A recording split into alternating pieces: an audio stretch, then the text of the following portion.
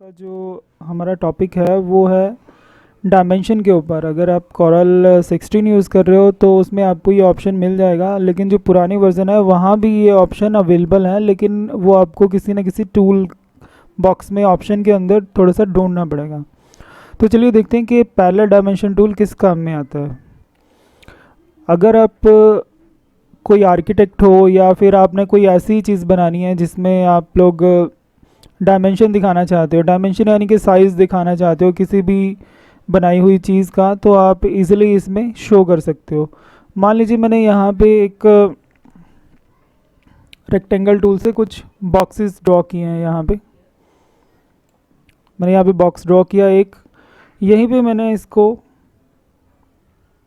Plus का button press करके, plus का बटन आपने प्रेस करना है तो इसमें यहाँ पे इसकी कॉपी और पेस्ट साथ के साथ हो जाएगी। अब मैंने यहाँ पे माउस को रखा और इसको थोड़ा सा अंदर की तरफ मूव किया जो दूसरी कॉपी थी। ठीक है, इससे हम अपनी ड्राइंग को ईजिली बना सकते हैं। तो मैंने यहाँ भी ये चीज़ बनाई है। अब मुझे इसमें एक और बॉक्स ड्रॉ करना है, तो जो बीच वाला अभी बॉक्स सेलेक्टेड है और एक बार प्लस का साइन प्रेस किया तो अब इसमें इसकी कॉपी आ चुकी है। तो मैंने यहाँ पे माउस को रखा और यहाँ पे इसको थोड़ा सा नीचे की तरफ किया और इसको सेंटर में या मिड पॉइंट पे मैंने इसको सेट कर दिया। तो मान के चलो मैंने यहाँ पे एक छोटे से रूम का बनाया है मैप, तो इसमें एक बड़ा रूम है, दो छोटे रूम है। मान लीजिए हम इसी को मान के चलते हैं कि हमने इनकी डायमेंशन यहाँ पे डालनी है। तो आपने क्या जाना है, यहाँ पे डायमेंशन टूल पे जाना है। ठीक है, तो यहाँ पे पैरेलल डायमेंशन टूल है, आपने जस्ट इस पर क्लिक करना है और यहाँ पे जब भी यहाँ पे डायमेंशन टूल लेना है तो आपने पहले तो यहाँ पे क्लिक करना है और क्लिक करके रखना है और माउस के साथ आपने बटन नहीं छोड़ना है माउस का, और माउस के बटन को क्लिक करके जहाँ भी आपका एज है, जहाँ भी इसका एंड हो रहा है, चाहे आप इसे हाफ तक लेके जाओ चाहे यहाँ पे यहाँ तक करो। तो जैसे ये दिखा रहा है 5.96 इंच यहाँ तक की इसकी डायमेंशन है। तो आप ऐसे भी इसको ले सकते हो। जैसे मैं क्लिक करके छोड़ूंगा तो ऐसे ही आपके सामने ये चीज़ आएगी, तो आप इसे कहीं भी प्रिंट कर सकते हो जो 5.96 इंच लिखा था। तो मैंने यहाँ क्लिक किया तो देखो ये यहाँ पे टाइप हो गया। तो आप देख सकते हो, मैं आपको जूम करके दिखाता हूँ।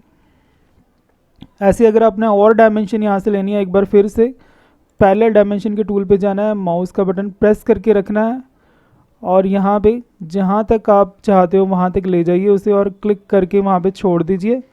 उसके बाद जब आप माउस को रिलीज़ करोगे तो आपके माउस के साथ एक लाइन अटैच हो जाएगी, जहाँ भी आप क्लिक करोगे वहीं पे इसका साइज़ जो है वो प्रिंट हो जाएगा। मैंने क्लिक किया तो देखिए साइज़ प्रिंट हो गया इसका। मैं इसको थोड़ा सा जूम करके आपको दिखाता हूँ। तो मैंने यहाँ पे जूम टूल को सेलेक्ट किया और माउस के साथ उतना एरिया सेलेक्ट किया जितना मैं जूम करना चाहता हूँ। तो आप देख सकते हो यहाँ पे इन दोनों बॉक्सेस के साइजेस हमारे पास यहाँ पे आ चुके हैं। जैसे मान लीजिए मैंने इस पर क्लिक किया तो आप ऊपर प्रॉपर्टी बार में देख सकते हो डिटेल में इसमें काफ़ी चीज़ें दी हुई हैं। तो मैं एक बार क्या करता हूँ, पहले इसको थोड़ा और जूम कर लेता हूँ ताकि हमें पता चले कि हम जो भी चेंज कर रहे हैं वो कहाँ चेंज हो रहा है। तो मैंने यहाँ पे इस जो नीचे वाला जो पहला बॉक्स है उसको सिलेक्ट कर लिया। तो यहाँ पे कुछ सेटिंग्स हैं प्रॉपर्टी बार में, आप देख सकते हो ऊपर, जैसे डेसिमल है और डेसिमल की बजाय आप यहाँ पे फ्रैक्शन में लेना चाहते हो फ्रैक्शन में ले सकते हो। तो आप देख सकते हो इसमें क्या चेंज हुआ साथ के साथ। ठीक है, इसके साथ ही अगर मैं यहाँ पे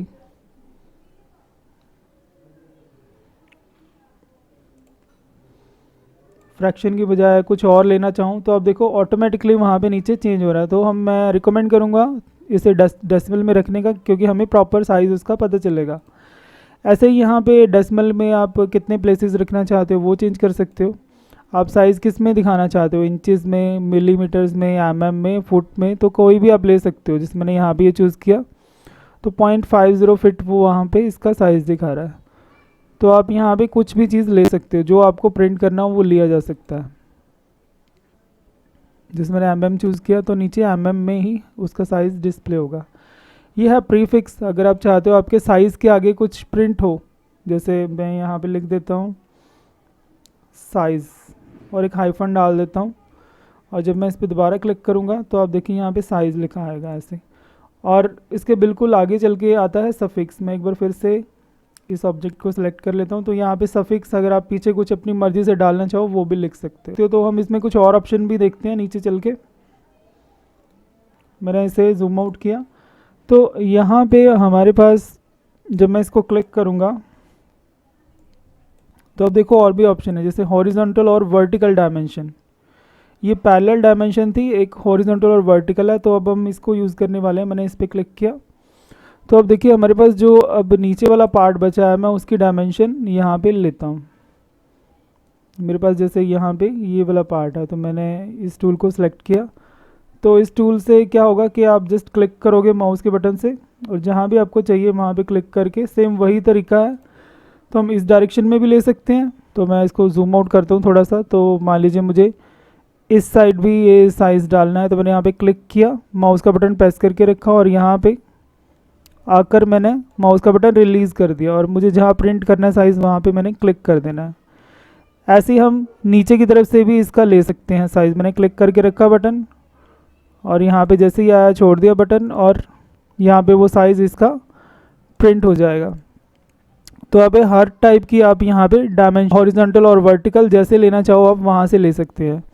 एक इसमें बढ़िया ऑप्शन है एंगुलर डायमेंशन का, ठीक है। इसमें जैसे नेक्स्ट ऑप्शन हमारे पास आता है एंगुलर डायमेंशन, ठीक है। ये अगर आप चाहते हो जैसे आपने किसी एंगल में डायमेंशन दिखानी हो कि कितना एंगल है किसी भी जगह पे, मान के चलते हैं कि जैसे ये एक पूरा एक रूम है या एक बॉक्स है, हमने इसकी डायमेंशन हमें एंगुलर में दिखानी है, या मान लीजिए आपने डोर बनाया है, डोर की डायमेंशन दिखाना चाहते हो, तो उस पर्पज़ के लिए हम इसको ले सकते हैं।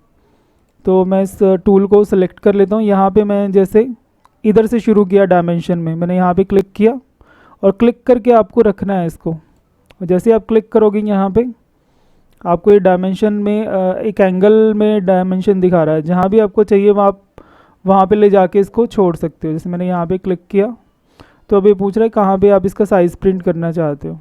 जस्ट आपने क्लिक करना है और उसका साइज़ प्रिंट हो जाएगा,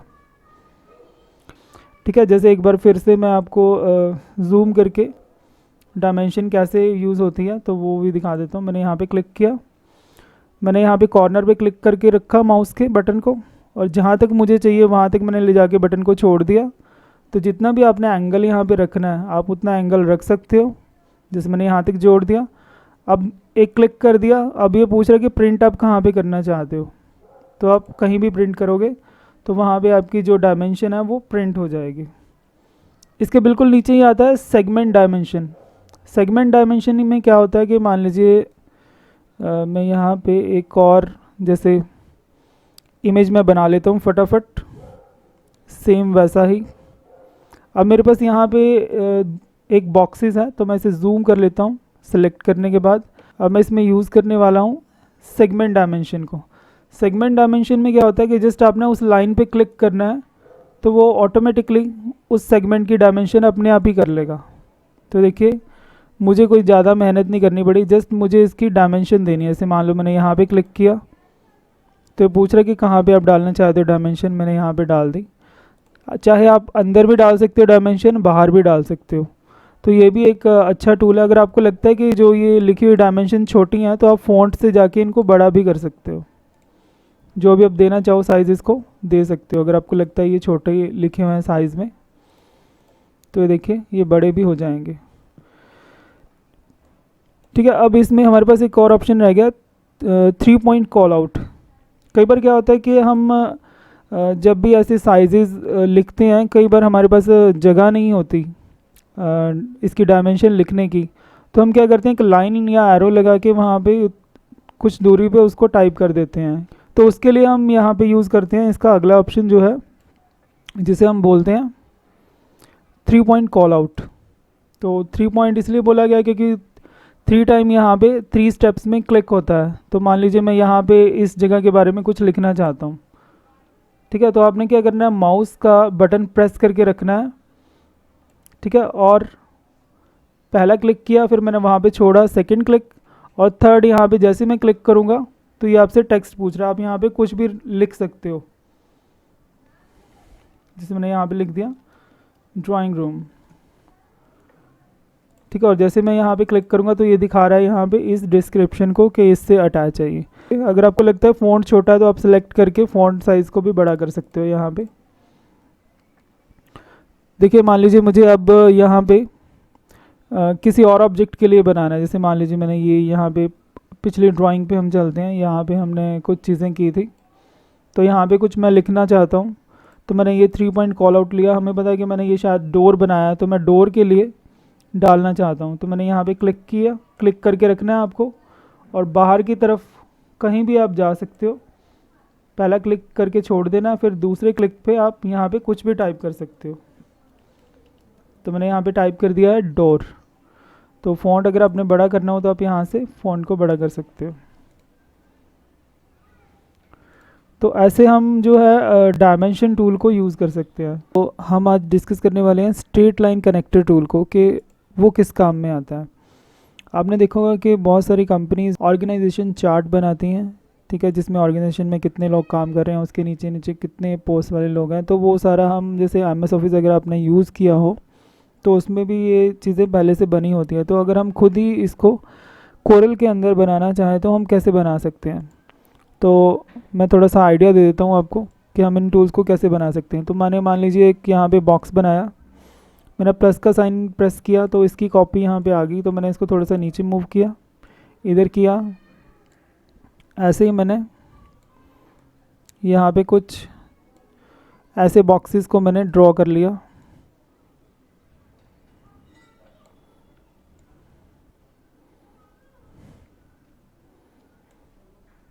ठीक है, हमारे पास अभी ये जो बॉक्स अवेलेबल हैं वो कुछ इस तरह से हैं।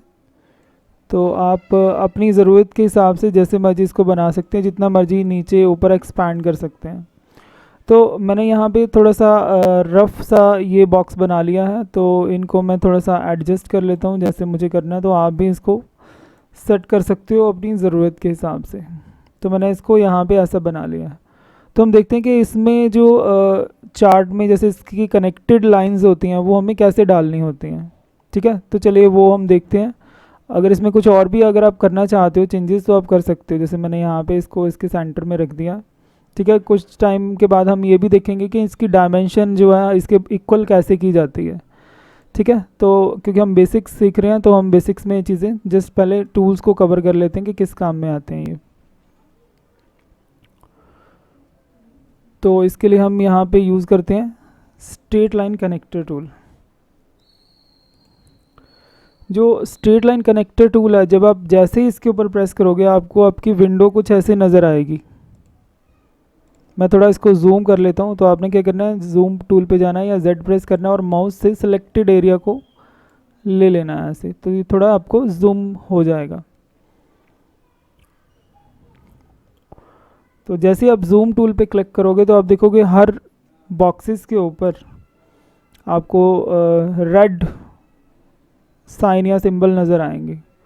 तो अगर आप इसको ध्यान से देखोगे तो आपको यहाँ पे नज़र आ रहा है ये। और जैसे मैं माउस इसके ऊपर क्लिक कर जाता हूँ तो ये हाईलाइट हो जाता है, यानी कि थोड़ा सा बड़ा हो जाता है।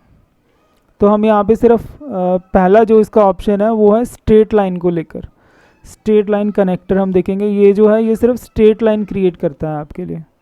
मान लो मैंने यहाँ से लेके इसका कनेक्शन दिखाना हो स्ट्रेट लाइन का, तो मैं यहाँ पे क्लिक करूँगा तो ये सीधी स्ट्रेट लाइन बनाएगा इसकी। तो आप ऐसे यहाँ से स्ट्रेट लाइन जितनी चाहे उतनी यहाँ से बना सकते हो। मैंने यहाँ पे क्लिक किया और यहाँ पे ले जाके फिर से छोड़ दिया।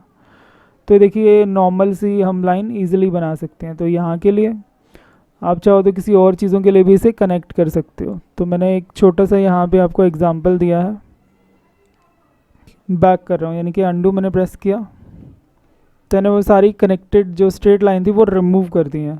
अब मान लीजिए मुझे स्ट्रेट लाइन नहीं चाहिए यहाँ पे, तो मैं इस टूल को क्लिक करूँगा तो यहाँ पे एक आता है राइट एंगल कनेक्टर। ठीक है, अगर आप राइट एंगल ले लेते हो तो देखते हैं उसमें क्या होता है। तो यहाँ से मैंने लाइन को शुरू किया, क्लिक किया और यहाँ पे ले जाके छोड़ दिया। ऐसे ही मैंने यहाँ पे क्लिक किया और इसको यहाँ पे ले जाके इस कनेक्टर के साथ छोड़ दिया। यहाँ पे आपको जब कनेक्ट करोगे तो आपको थोड़ा सा ध्यान देना है। तो ये ऐसे ऊपर नीचे होती है, तो इसे बाद में एडिट किया जा सकता है। ठीक है, ऐसे ही आप नीचे वाले कनेक्टर लाइंस को भी ऐसे जोड़ सकते हो। जैसे मैंने ये जोड़ ली है, ये ऐड कर ली है यहाँ पे।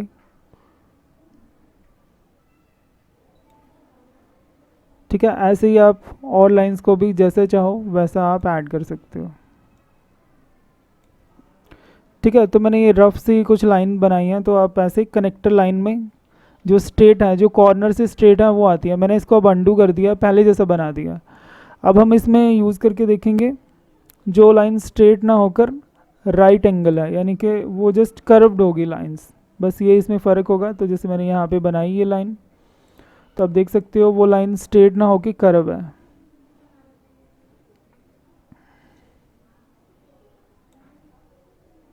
ठीक है, तो ऐसी लाइंस भी आप बना सकते हो। अगर हम स्ट्रेट को बनाएंगे तो दोनों में आपको एक ही जगह पे डिफरेंस देखने को मिल जाएगा। तो यहाँ पे ये स्ट्रेट है, और अगर मैं राइट से बनाऊंगा तो वो थोड़ी कर्व होगी। ठीक है, अगर आप इसको ध्यान से देखोगे तो वो वहाँ से स्ट्रेट है और इधर से कर्व है। तो ये कनेक्टर टूल है, और यहाँ पे एक ऑप्शन एंड में बचता है एडिट एंकर। जब आप किसी भी वैसे भी लाइंस को लगा देते तो एडिट एंकर अपने आप ओपन हो जाता है।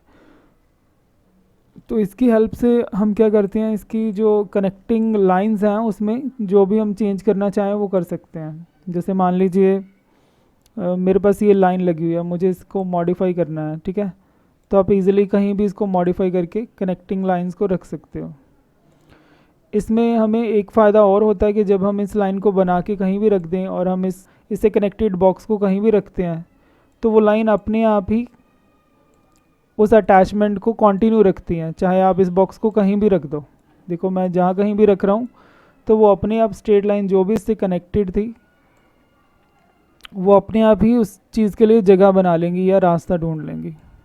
तो जब भी आप इनको बनाओ तो आप जब इनको बार बार यूज़ करोगे आपको पता चल जाएगा कि कहाँ पे हमने किस चीज़ को यूज़ करना है। ठीक है, तो आप देख पा रहे हो। अगर आपको लगता है कि आपने इसको ठीक करना है तो एडिट एंकर पे जाइए और आप इस लाइन को भी ठीक कर सकते हो। जैसे आपको चाहिए आप वैसा इसको बना सकते हो या डाल सकते हो। और यहाँ पे एक ऑप्शन होता है हमारे पास शेप टूल का, अगर आप इसको भी ले लोगे तो आप इसकी शेप को भी चेंज कर सकते हो। देखो मैंने इसको शेप टूल को लिया, तो मुझे लगता है कि मैंने इसे थोड़ा नीचे की तरफ रखना है या साइड में लेके जाना है, तो या आप इसे जहाँ चाहो वहाँ पे ऐड कर सकते हो और इसको ले जा सकते हो। तो आज के लिए सिर्फ इतना ही, हम आगे नेक्स्ट वीडियो में मिलते हैं। Bye bye.